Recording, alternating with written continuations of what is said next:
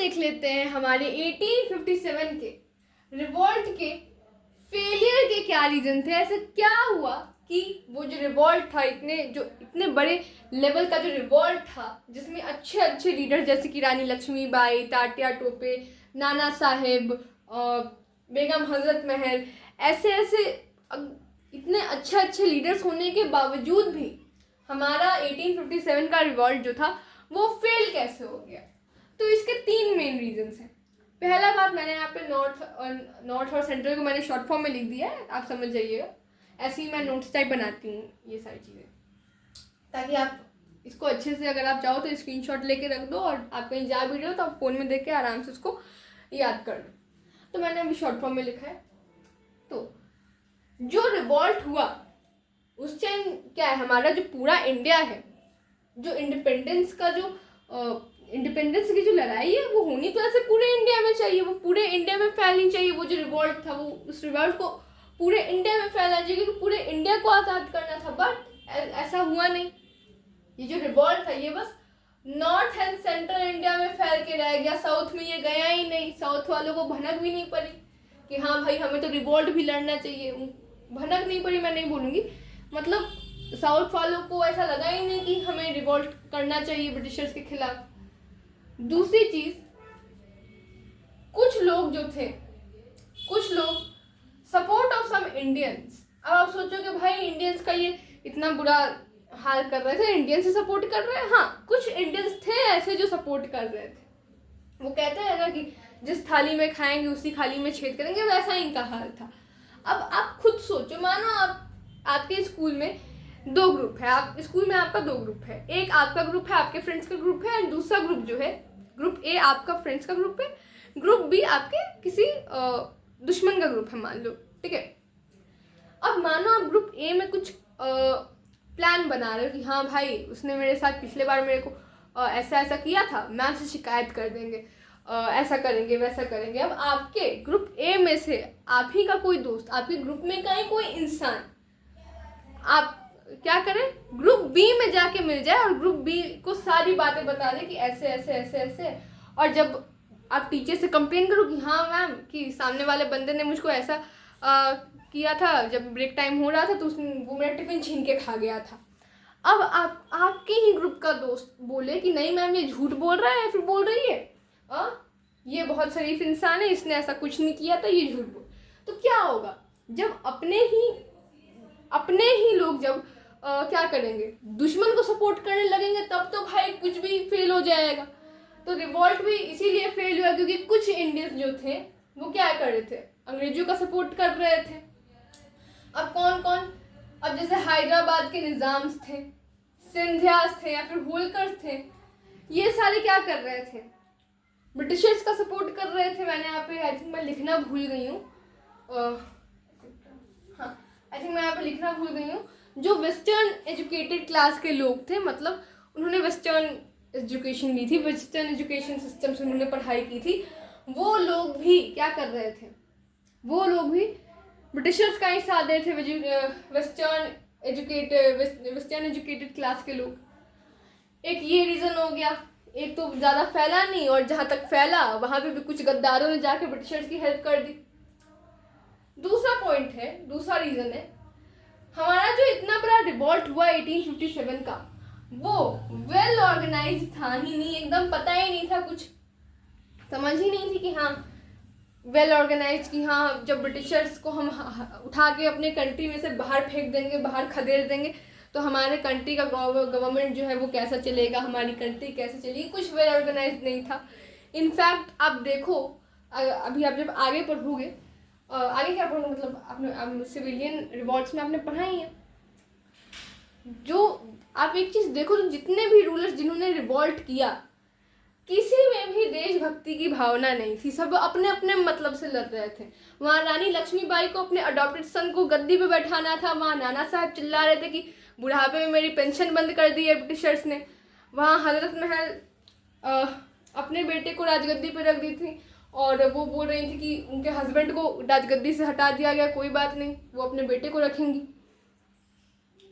या फिर आप कहीं भी देखो तो कुछ देशभक्ति वाला सीन ही नहीं था, सबको अपने अपने से मतलब था। किसी को भी देशभक्ति से कोई मतलब नहीं था, सबको अपने ये से मतलब था, अपने लाइफ से मतलब था। तो एक और कोई कॉमन रीज़न था नहीं।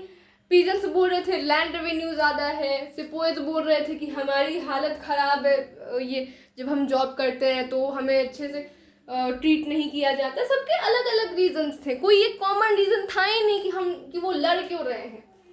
कुछ एक कॉमन रीज़न था ही नहीं कुछ कि वो लड़ क्यों रहे हैं। वेल ऑर्गेनाइज नहीं था, कॉमन रीज़न नहीं था। यहाँ पे मैं लिख भी देती हूँ, कॉमन रीज़न नहीं था, कॉमन रीजन। और कॉमन रीज़न नहीं था तो वो ठीक भी है। जो नेशनल लीडर थे हमारे, नेशनल लीडर कौन थे? मुगल एम्पायर थे उस टाइम के, बहादुर शाह जफर। उनकी भी लीडरशिप उतनी भी अच्छी नहीं थी, उनकी भी लीडरशिप उतनी अच्छी नहीं थी। अब आप खुद सोचो, नेशनल लेवल पे उनको तो लीडर बना दिया गया, उनके अब जब उन्होंने सबको बुलाया, सारे लोकल रूलर्स को, सारे लोकल जो चीफ थे उनको जब लेटर लिख के भेजा कि हाँ हम सब मिलके कॉन्फेडरेसी बनाते हैं और अंग्रेज़ों के खिलाफ लड़ते हैं, तो इनको लीडरशिप भी तो अच्छी करनी चाहिए थी। जब इनको सिपोइज ने इंडिया का एम्पेरर बनाया, एम्पेरर फिर से माना कि हाँ आपको हम मान रहे हैं, आप एम्पेरर हैं अपने हमारे इंडिया के, तो इनको भी तो चाहिए ना कि एक अच्छी लीडरशिप दें। लेकिन नहीं, इन्होंने अच्छी लीडरशिप दी ही नहीं। बाद में क्या हुआ, इनको भी रंगून भेज दिया गया है, जहाँ पे बहादुर शाह जफर की 1862 में डेथ हो गई, वो भी जेल में ही हो गई उनकी डेथ। तो लीडरशिप अच्छी नहीं थी, कॉमन रीजन नहीं था।